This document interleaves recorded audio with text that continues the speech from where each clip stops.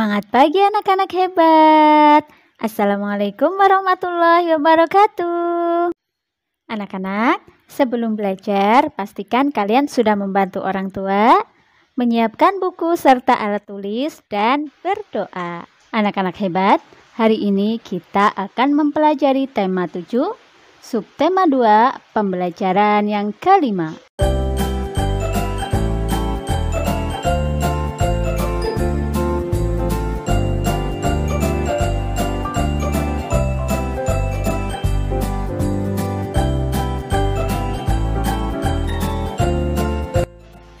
Apakah menjaga persatuan dan kesatuan hanya tugas pemimpin saja? Apa yang dapat kita lakukan untuk meningkatkan persatuan dan kesatuan? Anak-anak hebat, kemarin kamu sudah membaca tentang kisah Sudin yang berangkat ke kota untuk mengikuti lomba pidato. Sudin harus berada di kota tersebut selama beberapa hari. Perlombaan berlangsung selama 3 hari.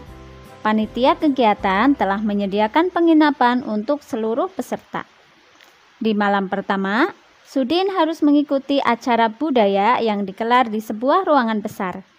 Sudin bertemu dengan beberapa siswa se-Indonesia. Sudin takjub karena mereka membawakan kesenian yang beragam. 2 orang peserta menampilkan tari daerah secara berpasangan. Mereka menampilkan tari piring. Sudin memperhatikan dengan cermat penampilan kedua penari. Sudin memperhatikan keunikan dari tari piring yang dipertunjukkan. Tari piring berasal dari Sumatera Barat. Dalam melakukan gerakan, penari menggunakan piring sebagai properti tari. Piring diletakkan pada telapak tangan, lalu digerakkan ke berbagai arah tanpa jatuh. Inilah keunikan tari piring. Keunikan lain adalah penari melakukan gerak di atas pecahan piring tanpa terlihat sakit dan tetap menari dengan lincah. Pertunjukan tari terdiri atas beberapa unsur tari. Keunikan suatu tarian akibat dari keunikan unsur-unsur tari itu dibandingkan tari lainnya. Apa sajakah unsur-unsur tari itu? Bacalah teks berikut ini. Unsur tari. Dalam tarian terdapat berbagai unsur yang saling mendukung sehingga memunculkan perpaduan yang harmonis. Keharmonisan itu akan membuat sajian tari menjadi indah dan menarik. Unsur tari terdiri atas gerak, busana, tata rias, properti, dan iringan. Silakan kalian baca dengan cermat unsur-unsur tari berikut ini.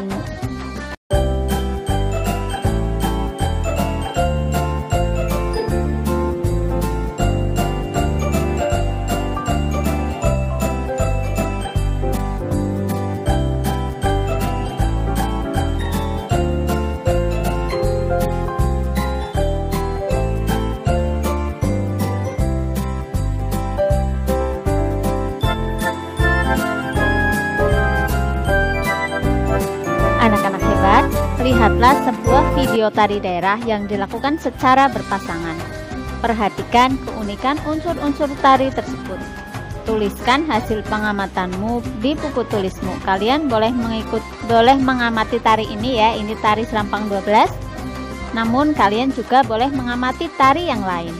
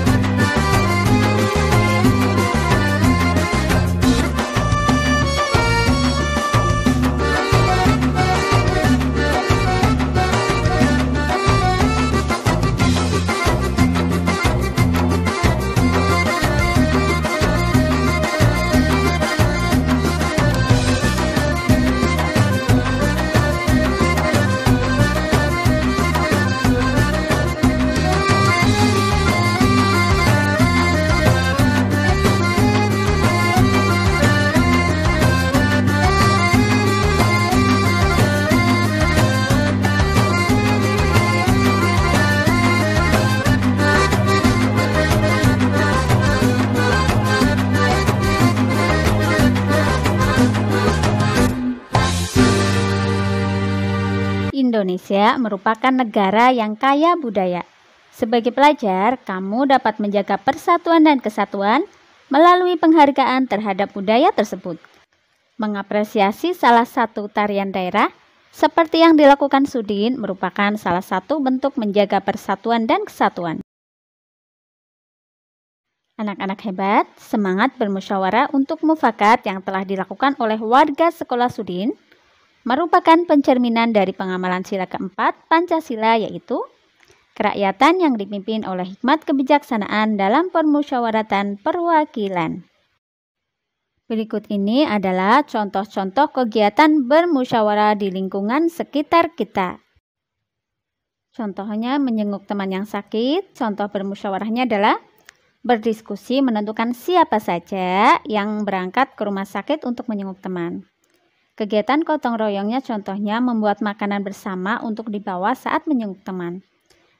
Contoh yang lain misalnya mengadakan lomba dalam rangka hari ulang tahun RI. Bermusyawarahnya menentukan lomba apa saja yang akan diadakan. Nah, kegiatan gotong royongnya yaitu bergotong royong membantu persiapan acara lomba. Kemudian semangat kekeluargaan yang dilakukan pembangunan jalan desa. Kegiatan bermusyawarahnya bermusyawarah dalam menentukan waktu, biaya, dan pelaksanaan pembangunan jalan. Kemudian kegiatan gotong royongnya turut serta bergotong royong melaksanakan pembangunan jalan desa. Silakan kalian catat di buku kalian ya anak-anak. Kemudian kalian juga bisa menambahkan dengan contoh-contoh yang lain.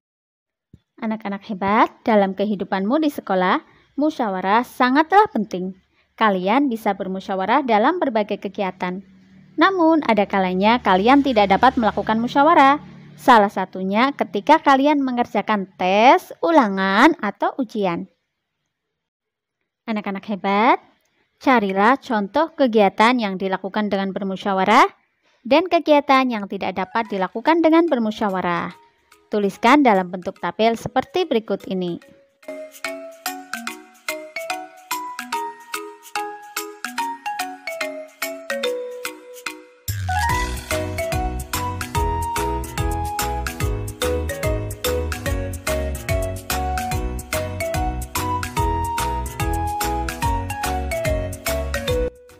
Jika sudah selesai, silakan kalian lihat contoh jawaban berikut ini. Jika ada jawaban yang berbeda, silakan kalian tanyakan kepada guru kelas kalian apakah jawaban kalian sudah sesuai atau belum. Kegiatan yang dilakukan dengan bermusyawarah contohnya menentukan ketua kelas, menentukan pembagian piket kelas, merencanakan acara lomba kemerdekaan RI di sekolah, membuat kelompok kerja siswa. Tentunya masih banyak lagi contoh-contoh yang lain. Kegiatan yang tidak dapat dilakukan dengan bermusyawarah contohnya yaitu mengerjakan ulangan atau ujian, melaksanakan tugas individu, misalnya membuat prakarya yang memang harus dikerjakan oleh setiap siswa. Kemudian tidak boleh bermusyawarah untuk menjahili teman dan melakukan kejahatan atau kecurangan. Selain contoh-contoh tersebut, masih banyak lagi contoh-contoh yang lain. Kalian bisa menambahkan ke dalam catatan kalian. Anak-anak hebat, bacalah teks berikut ini yang berjudul Pemimpin Idola, Pemimpin yang Jujur. Ida, teman sebangku aku, mungil, berkulit hitam manis, tidak banyak bicara dan pandai. Ia seorang anak yang sederhana. Ayahnya sudah lama meninggal. Ia hidup bersama ibu dan adiknya. Ida anak yang sangat pandai. Nilai-nilainya yang selalu bagus memberinya kesempatan meneruskan sekolah tanpa biaya. Semua buku pelajaran dan perlengkapan ditanggung oleh sekolah. Ida tak pernah malu dengan kondisi keluarganya. Bahkan ia semakin rajin belajar dan terus berprestasi. Ida juga selalu menjadi tempat bertanya jika teman-temannya mengalami kesulitan dalam pelajaran. Teman-teman memilih Ida sebagai ketua kelas. Pandai, tenang, dapat berkomunikasi dengan baik, serta mampu menjaga ketertiban kelas menjadi modal utamanya. Hari ini, Ibu Tati mengingatkan tentang ulangan matematika. Sebagian siswa tidak siap, termasuk Gugut si jagoan bola yang duduk di belakang kami. Waduh, Saya belum belajar, Bu. Kemarin saya seharian bermain bola sampai sore. Pulang ke rumah langsung tidur, Bu, protesnya. Ulangan tetap berlangsung. Gugut resah. Ia menengok ke kiri dan ke kanan. Tiba-tiba ditendangnya kursi Ida dari belakang. "Shh, Ida, bantu aku dong. Geser sedikit ke kiri agar aku bisa melihat jawaban di kertas ulanganmu," pinta Gugut. Ida tak bergeming. Ia hanya menggelengkan kepala pelan tanpa menengok ke belakang. Gugut mengganggunya lagi. "Ayo dong Ida, sekali ini saja. Nanti aku beri kamu uang 10.000 rupiah. Kamu bisa jajan kue di kantin," rayunya. Gugut tahu benar Ida tidak pernah jajan di kantin. Ibunya tidak memberinya bekal uang jajan. Ida selalu membawa sebungkus nasi dan lauk dari rumah. Namun di luar dugaan Gugut, Ida tidak terusik. Sekali lagi ia menggeleng pelan sampai waktu berakhir. Gugut terpaksa menyerahkan kertas ulangannya dengan lunglai. Pada waktu istirahat, Ida menghampiri Gugut. "Maaf ya Gugut, aku bukan tidak ingin membantumu." Menyontek dan memberi contekan kepada teman adalah perbuatan tidak jujur. Bahkan perbuatan tersebut bisa dianggap sebagai korupsi kecil-kecilan, katanya kepada Gugut. "Ah Ida, masa menyontek sekali saja dianggap korupsi? Setauku korupsi nilainya miliaran dan hanya dilakukan oleh pejabat berkuasa," kata Gugut. "Gugut, justru kita harus melatih diri. Korupsi dan menyontek sama-sama mengambil hak orang lain. Bernilai kecil atau besar tetap saja tidak jujur. Kita membiasakan diri bertingkah laku lurus. Mudah-mudahan ketika kita besar nanti, kita tidak akan tergoda untuk melakukan korupsi. Dalam bentuk apapun," Ida menambahkan dengan panjang lebar. Aku dan teman-teman sekelas yang ikut mendengarkan percakapan Ida dan Gugut terdiam setuju. Memang tidak salah kami memilih Ida sebagai pemimpin di kelas. Tidak sekadar pandai, Ida juga patut dijadikan teladan. Anak-anak hebat, buatlah pertanyaan sebanyak-banyaknya tentang cerita di atas. Kemudian tuliskan pula kunci jawabannya. Contohnya adalah sebagai berikut. Apa alasan teman-teman memilih Ida menjadi ketua kelas? Karena Ida pandai, tenang, dapat berkomunikasi dengan baik, serta mampu menjaga ketertiban kelas. Mengapa Gugut resah ketika hendak ulangan matematika? Karena Gugut belum belajar. Nah, silakan kalian lanjutkan dengan pertanyaan-pertanyaan yang lain yang sesuai dengan teks yang sudah kita baca tadi. Anak-anak hebat, kamu sudah berlatih menilai pidato. Sekarang buatlah teks pidato tentang pentingnya bergotong royong. Gunakan struktur yang sudah ditentukan. Ingatlah, teks pidato harus memuat hal-hal berikut ini, yaitu salam pembuka, pendahuluan, inti, penutup, dan salam penutup. Anak-anak hebat, demikian tadi pembelajaran kita untuk hari ini. Semoga menjadi ilmu yang bermanfaat. Sampai jumpa pada video pembelajaran berikutnya. Wassalamualaikum warahmatullahi wabarakatuh.